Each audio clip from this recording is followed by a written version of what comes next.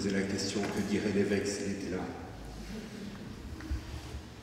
Et l'accompagnant, jour après jour, semaine après semaine, activité après activité, le premier mot qu'il prononcerait, c'est merci. Merci à chacun de vous d'être là ce soir. Vous manifestez l'intérêt que suscite ce débat, ce projet de loi qui vient de sortir, ces questions pour nous, chrétiens.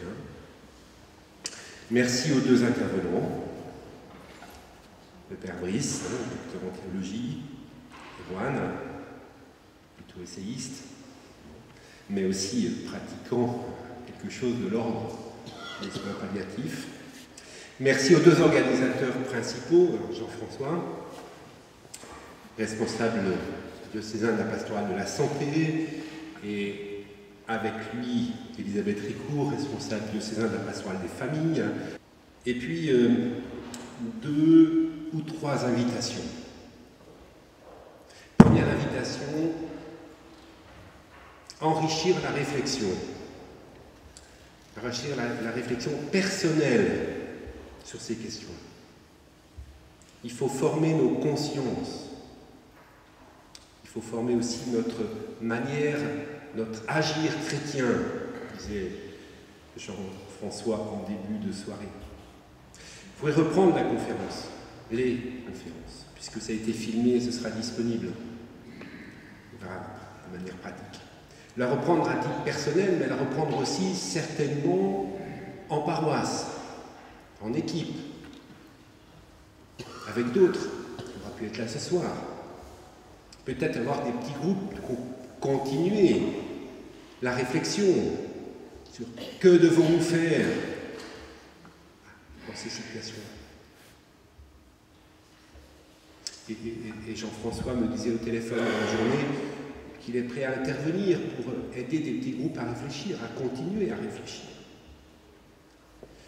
Une deuxième invitation, c'est de penser à la question pastorale. On a entendu des choses de l'un de l'autre.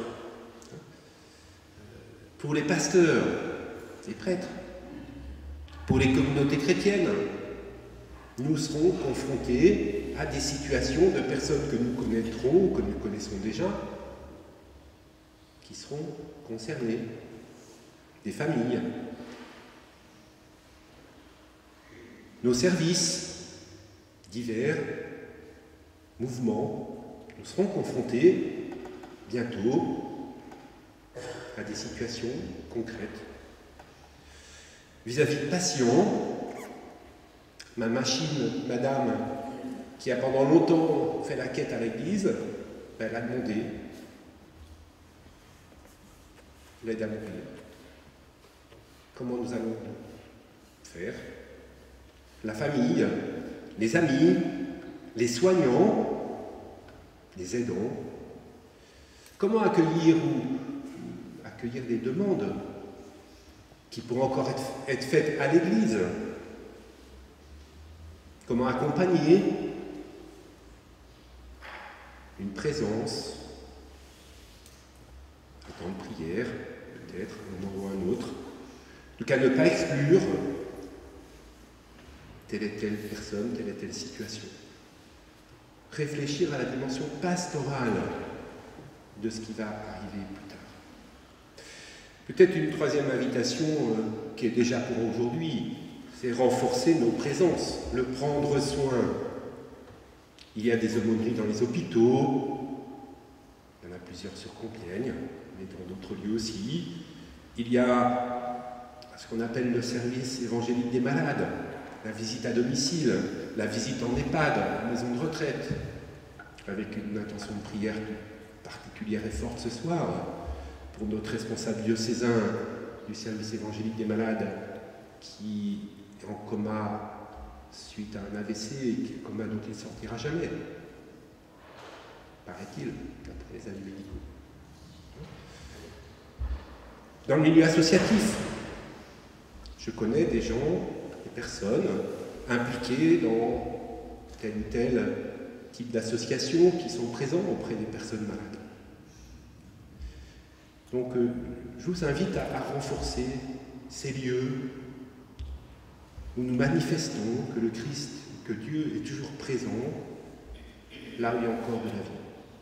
Un Dieu qui prend soin, un Dieu qui s'approche. Il passe par nos mains, il passe par nos voix, il passe par nos présences. Puis peut-être comme Marie au pied de la croix. Je ne sais pas comment tu avais prévu la fin de la soirée, mais confier tout ça à la prière, à l'intercession de celle qui était confiée par Jésus au moment de sa mort, comme notre mère. Confions tout cela à travers la prière, l'intercession et la prière de la Vierge Marie.